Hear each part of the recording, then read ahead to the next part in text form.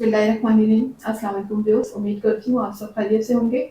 आपको अपने चैनल में सीना में वेलकम कहती हूँ। तो क्लास हम लोग का class 10 maths in text book board chapter number 20 theory of quadratic equation continue में, जिसकी आज हम एक्सरसाइज 20.7 का क्वेश्चन नंबर 11 स्टार्ट करने जा रहे हैं। इससे पहले क्वेश्चन नंबर 10 तक कंप्लीट हो चुके हैं। जिन लोगों ने कंप्लीट नहीं किए वो मेरे चैनल की प्लेलिस्ट से कंप्लीट कर सकते हैं। इसके अलावा उस प्लेलिस्ट का लिंक आपकी वीडियो के डिस्क्रिप्शन में भी मौजूद है, वहां से क्लिक करके भी कंप्लीट किया जा सकता है। चलिए तो फिर स्टार्ट करते हैं आज का क्वेश्चन नंबर 11। जी, question number 11 exercise 20.7 what problem है सुन लीजिए। पहले इसमें क्या पूछा जा रहा है हमसे। हमसे कहा जा रहा है the length of a prayer hall का मतलब जहां पर नमाज पढ़ी जाती है ना, वो जो एक हॉल होता है बड़ा सा, यूं समझ लें मस्जिद।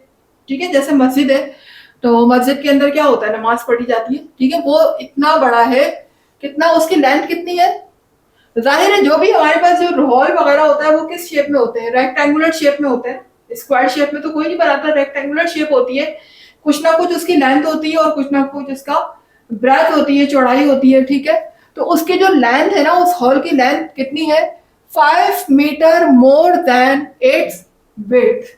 यानी उसकी जो लेंथ है वो उसकी चौड़ाई के मुकाबले में, विड्थ किसे बोलते हैं? चौड़ाई। लेंथ किसे बोलते हैं? लंबाई। उसकी चौड़ाई के मुकाबले में 5 मीटर ज्यादा है, मोर ज्यादा है। इफ द एरिया, अगर हम उसके ये टोटल एरिया की बात करें, ये फर्ज करें ये एक हॉल बनाया मैंने, यहाँ पर इसको हॉल देख लें। अगर हम उसके एरिया की बात करें, the area of a hall is 36 metre square.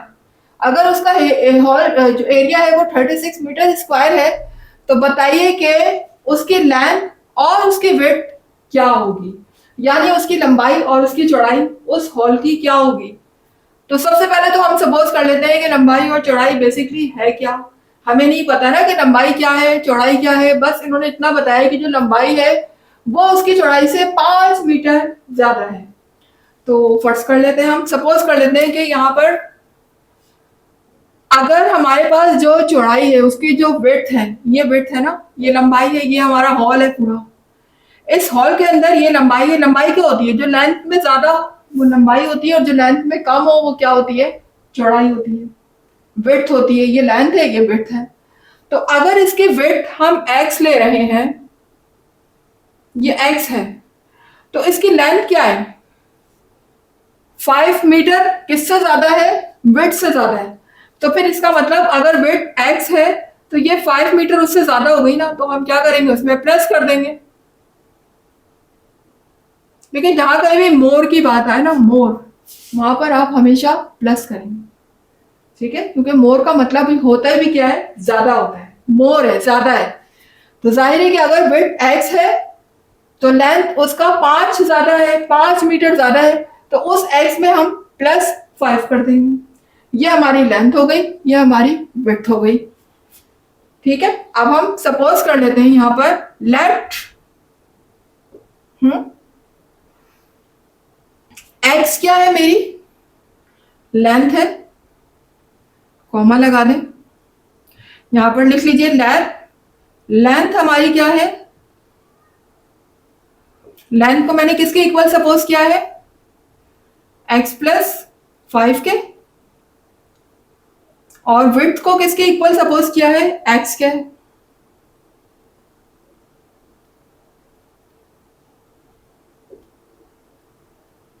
ठीक है, ये लेंथ है और ये विड्थ है। लेंथ x+5 और विड्थ x। जी, लेंथ और विड्थ तो हमें पता चल गए, हमने सपोज कर दिए कि ये है। अब आगे उन्होंने क्या दिया हुआ? If the area of the hall. अब हमें एरिया पता है। आपको पता है क्लास एरिया का क्या फॉर्मूला होता है? अगर कोई शेप हमारी रेक्टेंगुलर शेप में हो, ये हॉल किस में है? रेक्टेंगुलर शेप में ना, तो इसका एरिया क्या होगा? शुरू से पढ़ते आ रहे हैं, रेक्टेंगुलर शेप का एरिया क्या होता है? Area is equal to length multiply by breadth. क्या होता है? Length multiply by breath.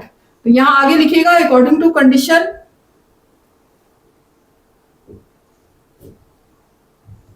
Given condition लिख लिया करें।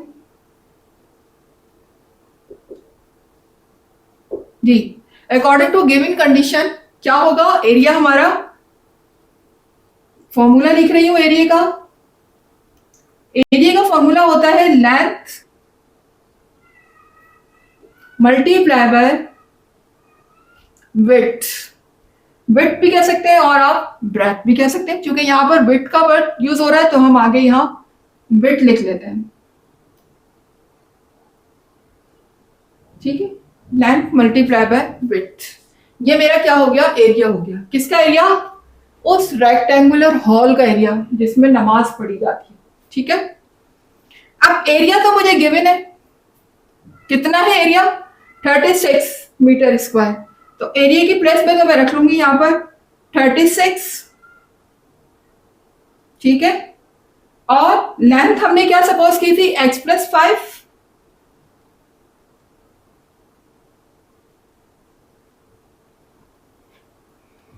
और ब्रैकेट मल्टीप्लाई है ना, क्योंकि हम ब्रैकेट लगाएंगे। विड्थ कितनी है, x, विड्थ को मैंने रखा x। ठीक है, ये मेरे पास सिचुएशन कुछ इस तरह से आ गई है। लेंथ भी रख ली, ब्रेथ भी रख ली, विड्थ भी रख ली, और जो हमें एरिया गिवन था वो भी हमने एरिया की प्लेस में पुट कर दिया। अब हम कुछ नहीं करना, हमें सिंपल सिंप्लीफाई करना है और हमें वैल्यू ऑफ x फाइंड करनी है। ठीक है, तो कर लेते हैं फिर। ये वाला जो x है पहले इस ब्रैकेट से मल्टीप्लाई होगा, 36 को हम कॉपी कर लेते हैं। x को x से मल्टीप्लाई करेंगे तो ये हो जाएगा x²। x को 5 से मल्टीप्लाई करेंगे तो ये हो जाएगा 5x। ठीक है, अब इस 36 को देखें, मैं अगर इक्वल टू को इधर ले आती हूँ, इधर किसका है, ये प्लस है, इधर आने के बाद माइनस हो जाएगा।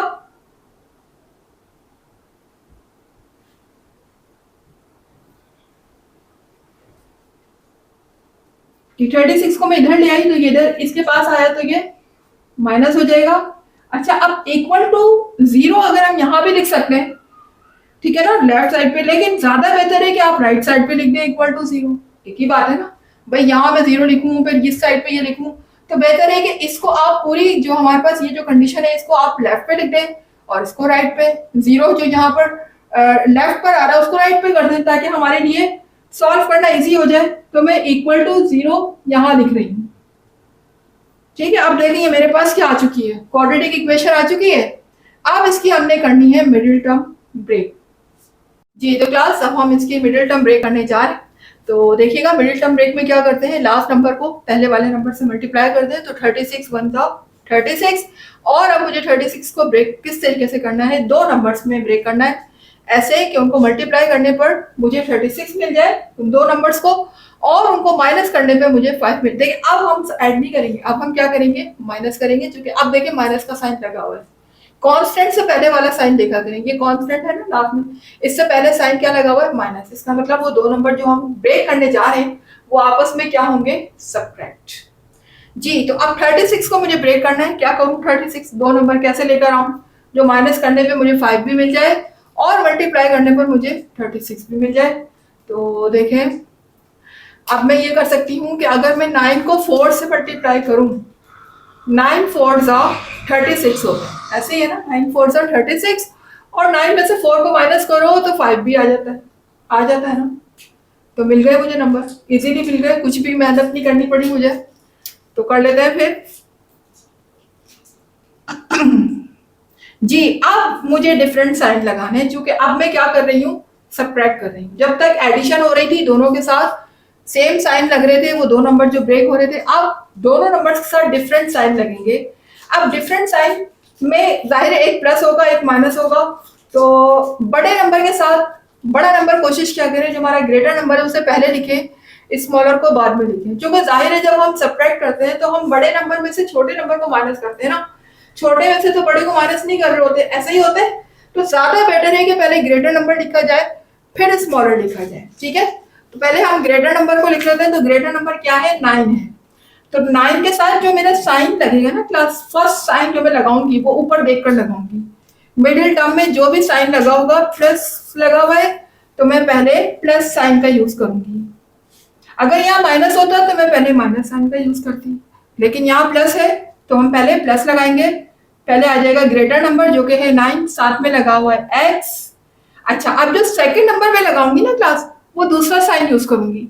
अगर मैंने प्लस यूज कर लिया तो अब मैं माइनस और दूसरा नंबर मेरा क्या था 9 4 से 36 होते ना, साथ में आ जाएगा x। अब आगे लिख लीजिए -36 इज इक्वल टू 0। ये देख लीजिए, इस तरीके से मिडिल टर्म ब्रेक भी हो गई और मुझे फैक्टर भी मिल गए दोनों। ठीक है, अब मैं इनके दो दो करके कॉमन ले लेती हूँ।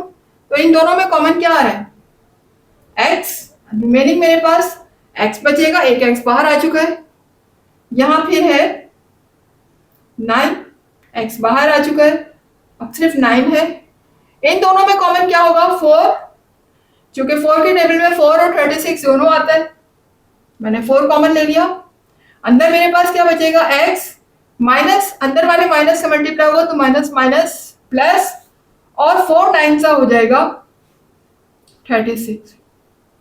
ये देख लीजिए क्लास, ये देखा आपने, दोनों ब्रैकेट सेम आ गए। इसका मतलब जो आपने मिडिल टर्म ब्रेक किया था वो बिल्कुल करेक्ट, एकदम सही है। अब ये x प्लस 9 दोबारा से कॉमन आ जाएगा, ले लेते हैं। अंदर मेरे पास बचेगा x minus 4 is equal to 0। देख सकते हैं दोनों ब्रैकेट आपस में क्या हो रही हैं, मल्टीप्लाई हो रही हैं। दोनों मल्टीप्लाई हो रही हैं और दोनों किसके इक्वल है, 0 के इक्वल है। तो हम 1 बाय 1 दोनों को 0 के इक्वल ले लेते हैं। x प्लस 9 भी 0 के इक्वल और x माइनस 4 भी 0 के इक्वल। तो क्लास यहां से अगर मैं x की वैल्यू फाइंड करूंगी तो हो जाएगा +9 वहां शिफ्ट होने के बाद -9 हो जाएगा, और यहां से -4 शिफ्ट को उधर करूंगी मैं राइट साइड पे, तो यहाँ पर माइनस है, वहां शिफ्ट होने के बाद प्लस हो जाएगा। ठीक है, तो मेरे पास x की दो वैल्यू आ चुकी हैं, एक -9 और दूसरा +4। तो क्लास मुझे ये बताएं क्या हम दोनों वैल्यू लेंगे? नहीं, यहाँ पर हम दोनों वैल्यू नहीं लेंगे। क्यों नहीं लेंगे? देखिए क्लास, जब भी कभी हॉल वगैरह हम बनाते हैं या घर बनाते हैं, ठीक है ना, तो हम उसकी कुछ लंबाई लेते हैं, कुछ चौड़ाई लेते हैं। ठीक है, ऐसे ही होता है। तो हम ये तो नहीं कहेंगे कि जी इसमें जो है माइनस कर दें, लेंथ इसकी माइनस कर दें या ब्रेथ माइनस कर दें। भाई एक्स कहाँ लेंथ में आ रहा है या ब्रेथ में आ रहा है? किसी भी वैल्यू को हम चाहेंगे कि माइनस हो जाए। माइनस का मतलब क्या होता है कि वो बने ही ना।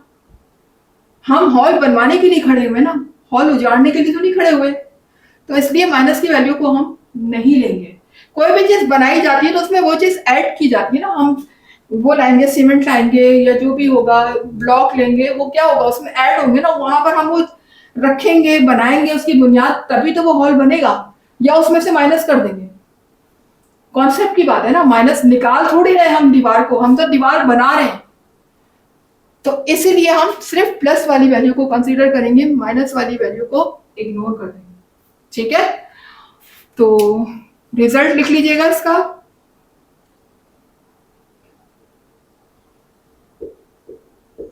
रिजल्ट में हमसे दो चीजें पूछी गई थी। एक हमसे लेंथ पूछा गया था, ये देखें द लेंथ, ये लिखा हुआ है find the length and breadth. ये हमने सपोज किए थे लेंथ और ब्रेथ। लेंथ क्या था मेरा,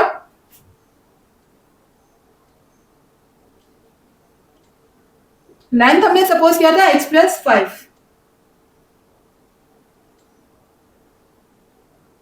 ठीक है, माइनस को हम इग्नोर कर चुके हैं, माइनस हमने नहीं लेनी। x की प्लेस में हम क्या रख सकते हैं, 4 रख सकते हैं ना। x की प्लेस में 4 आ जाएगा। आगे क्या लिखा हुआ है +5 जी। तो लेंथ अब मेरी क्या हो जाएगी 4 + 5 यानी कि 9। किस में मेजर की है हमने लेंथ? मीटर में। हमारी जो यूनिट क्या है मीटर, तो यहां लिखिएगा 9 मीटर। लेंथ मेरी आ गई 9 मीटर। और ब्रेथ मैंने क्या सपोज किया था x, या बिट, जिसको आप बिट कह सकते हैं, बिट।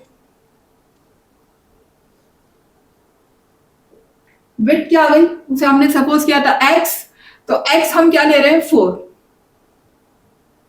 ये हो जाएगी 4 मीटर जी। तो लेंथ मेरी आ चुकी है 9 मीटर और विड्थ मेरी आ चुकी है 4 मीटर। यही हमसे पूछा गया था और यही मेरा आंसर आ चुका है क्लास। उम्मीद है कि आपको समझ आया होगा ये वर्ड प्रॉब्लम। ठीक है, अगर आपको समझ आया है, कॉन्सेप्ट क्लियर हुए तो अपना फीडबैक, अपना कमेंट जरूर दीजिएगा कि आपको कैसा लग रहा है समझना। कहाँ तक समझ आ रहा है? इसके अलावा अगर वीडियो अच्छी लग रही है तो वीडियो को लाइक कीजिएगा, चैनल को सब्सक्राइब करके बेल आइकन को जरूर हिट कीजिएगा ताकि हर नई आने वाली वीडियो का नोटिफिकेशन आपको टाइम पर मिलता रहे। इसके अलावा वीडियो को ज्यादा से ज्यादा शेयर किया करें, अपने अलावा दूसरों तक भी नॉलेज को फैलाएं, ठीक है? और मुझे दीजिएगा इजाजत, इंशाल्लाह मिलते हैं नेक्स्ट क्लास में नेक्स्ट क्वेश्चन के साथ। जब तक के लिए अल्लाह हाफिज।